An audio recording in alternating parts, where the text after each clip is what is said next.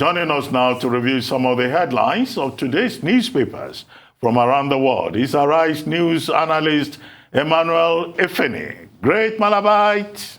Good morning. Good morning. Ruben. Good morning, Rufai. Morning, sir. Good morning, Victoria. Tundu MK Abiola. Good morning. I know you miss me. I really did. You're my favorite. Yeah. And the Malabites are matching today. Yeah, well, Yes. you know.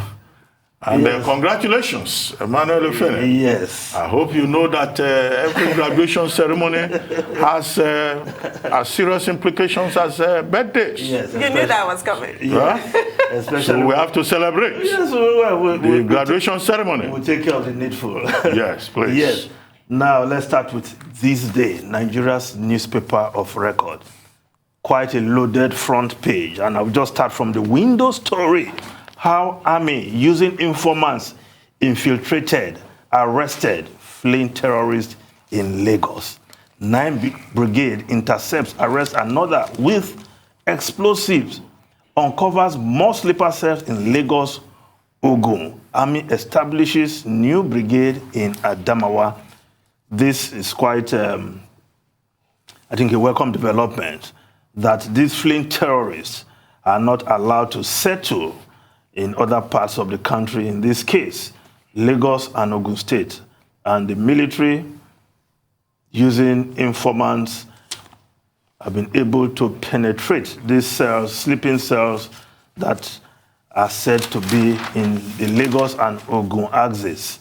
And we hope more of these sleeping cells, these terrorists who are fleeing the pounding from the Nigerian military in the northeast and elsewhere, are not finding safe haven anywhere else in the country. So kudos to the military, and I hope they will continue in that regard. Now, just before I look at the lead story, all set for Arise Fashion Week in Dubai. Yes, Kanu motif adopted as symbol. The Arise Fashion Week will hold in Dubai from December 3, 2021. Of course, the organizers have adopted the unique Kanu motif as its symbol, as you can see there on the front page of This Day. Nigerian fashion designers taking their art to Dubai and indeed to the world, which This Day Arise. And of course, This Day before Arise have promoted over the years. And the fruit, I'm sure Nigerian fashion designers, the young ones, have been benefiting from this exposure. And this year, it will not be different. But this time, it's being done in collaboration with the Federal Ministry of Industry, Trade and Investment as part of the Nigerian Pavilion at the Expo 2020 Dubai. So, Wizkid, Nigerian Grammy Award-winning artist, will be headlining the show, providing entertainment. Of course, the delectable Naomi Campbell, who has been a partner of the Arise Fashion Week for quite a while, will be there to also do her thing. Now, the lead story, Omicron COVID-19. Nigeria stands with South Africa, warns West against discrimination. AFDB president says Africa should not be penalized for new strain. Warns vaccine manufacturing accelerated in continent. Emefiele, organized private sector seek proactive action. Ramaphosa urges country to reverse travel ban. Yes, it's good for Nigeria to solidarize with South Africa, but sometimes I also wonder if it were the other way around. Will South Africa be standing with Nigeria? But with this new strain, first recorded in South Africa, countries are responding in different ways to protect their territory and their citizens. Morocco has banned all flights coming into the country as a measure to protect their citizens. So I don't blame any country that is putting travel ban. But if Nigeria wants to place solidarity over science, then that is our business. But I'm not sure scientists like Professor Tomori are in agreement with the Nigerian government not taking measures to curtail movement, because before long, I'm sure other countries will put Nigeria on restriction lists because of the frequency of flights between South Africa and Nigeria. There is no ban, no restriction. Now, other newspapers are also reporting this story. The Guardian newspaper, Omicron, return of travel bans dampen oil future, air travel. Oil dips for 5 consecutive weeks over fresh COVID-19 concerns. Uncertainty over OPEC approach to January output.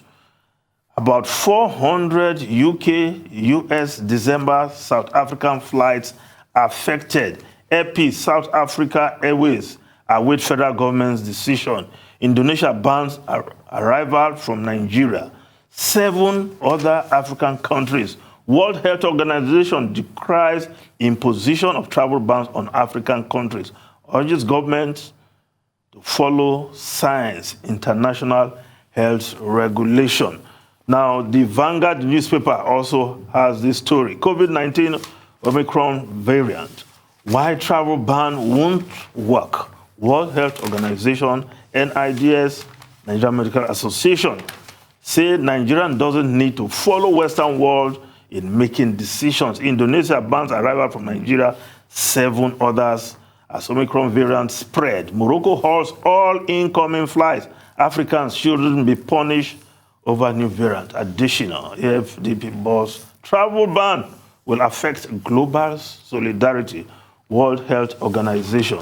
But clearly, the message, until every country is safe, no country is safe. So, those who are just shutting their doors must also put that into consideration. Now, the Daily Trust newspaper, Yuletide, hard times for air travelers as ticket prices double. Flights to South fully booked.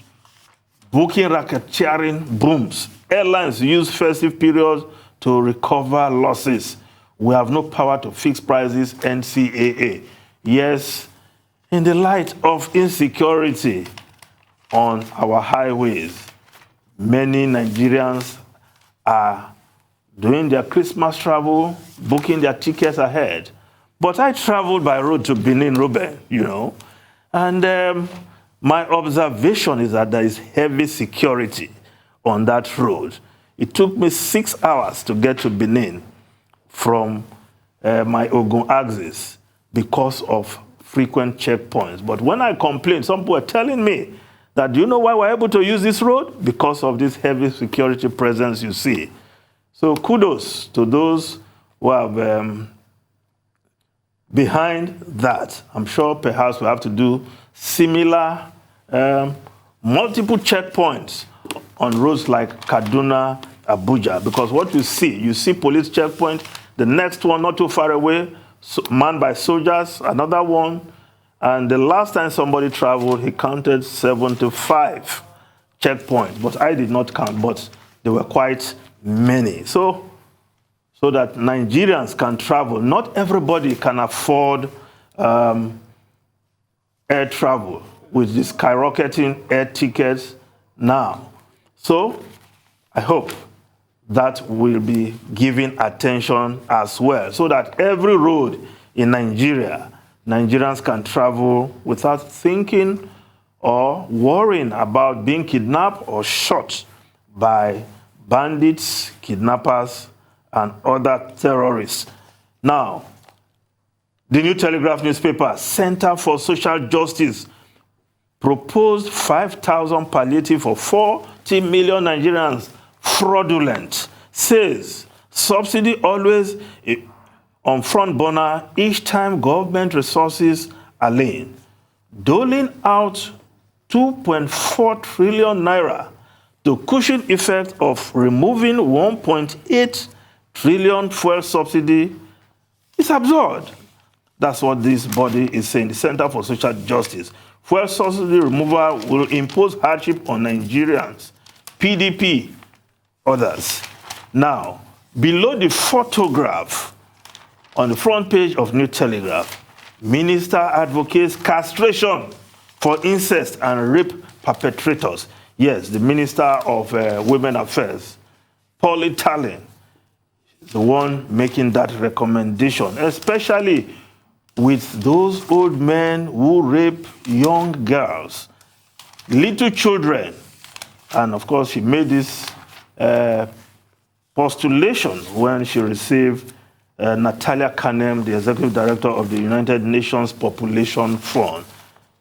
Perhaps legislature should be looking at that, if that will also help.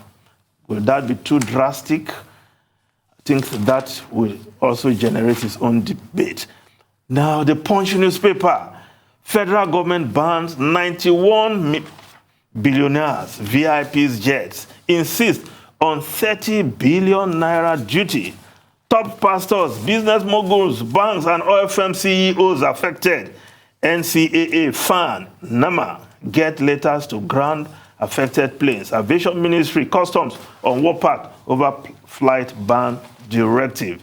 Yes, many of these guys who fly private jets, they have not paid customs duty on their jets. And the government is taking steps to collect this duty. But again, grounding these planes, will that be the solution? Because they also, other agencies of government make revenue when they fly. But again, if you are flying a private jet, you should pay your customs duty. But not all these planes are purchased. Some are leased. So I hope they will make that distinction.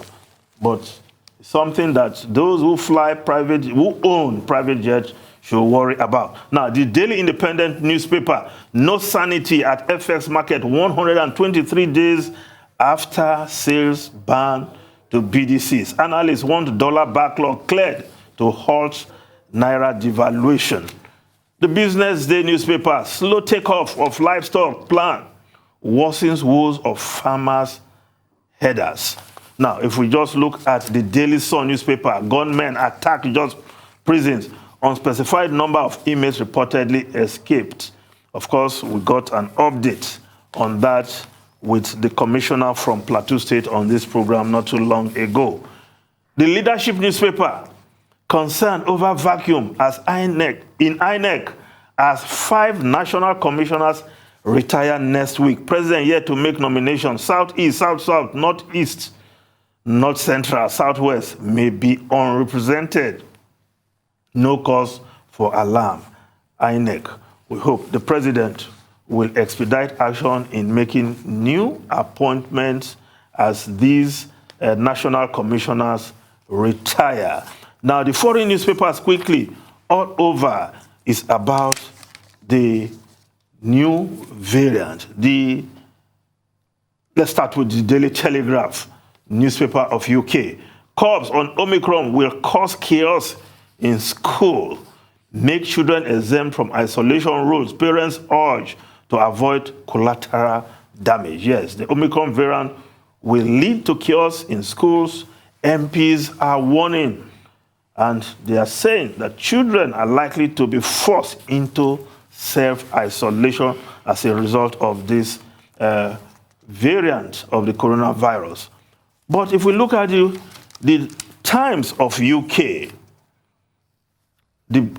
the boosters for every adult in bid to save Christmas. Yes, boosters for every adult. That's what the health secretary has proposed, and is saying that people should just go about and make their normal Christmas plans, because they are going to ensure that every adult, booster jab is available to every adult, so that they don't have to impose restrictions to spoil the Christmas party of many families.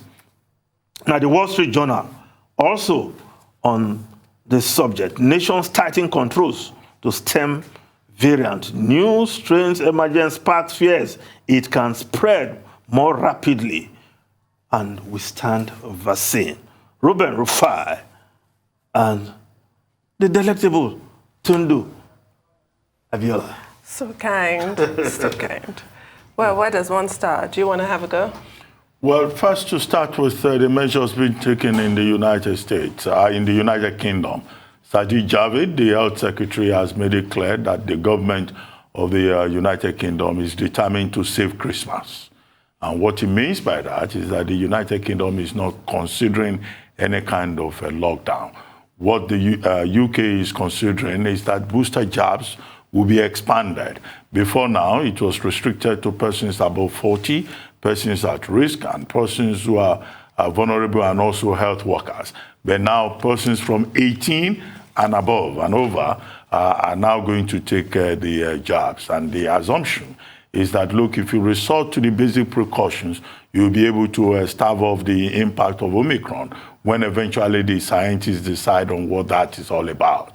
And so people have been advised to wear masks. Students are also being advised to wear masks. Scientists are saying in pubs and restaurants, people should wear masks. And all of these measures, it is expected will help to mitigate whatever impact Omicron may have. 3 cases already detected in the United Kingdom. As Professor Tomori said earlier on, many of these countries are just taking precautionary measures, and I guess we should do the same in Nigeria.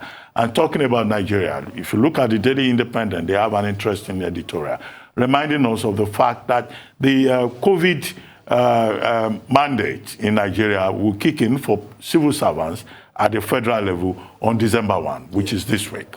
The circular that was released by the the head of the civil service of the Federation was that effective December 1, if civil servants do not have proof that they have been vaccinated, they will not be allowed access to federal government buildings. And this is very similar to the same kind of COVID mandate that was announced by President Biden in the United States, resulting in litigation in New Orleans, in Cincinnati. But we have not had any indication here in Nigeria that anybody will go to court to insist that asking people to be compulsorily vaccinated, civil servants specifically, will amount to any kind of a discrimination. But the point is out there that we all need to take precautions, I guess. Cool. Well, for me, we don't have that much time. Here we have to go, never mind. I'll tell you after the show. Okay. Mr. Feni, welcome back. Yes, thank you very much, Emmanuel Feni, and thank you for agreeing to celebrate your daughter's graduation with the necessary implications. We are waiting, Bullet Gang and all the other gangs in the house.